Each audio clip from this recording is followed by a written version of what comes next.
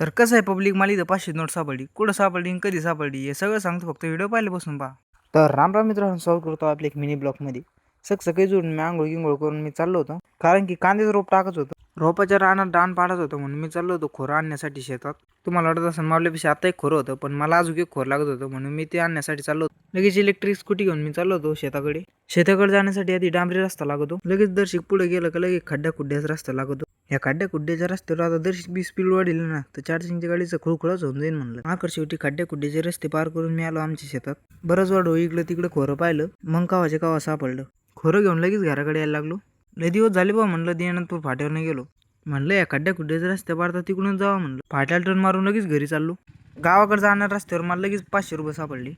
आता ह्याचे बी कोणाचे येते कमेंट करून नक्की सांगा मला. दान ते वरून घेतला, रोप बी टाकून घेतलं. म्हणलं आता फक्त कमी आहे, फक्त पाणी द्यायची, आता ते बी देऊन टाकलं.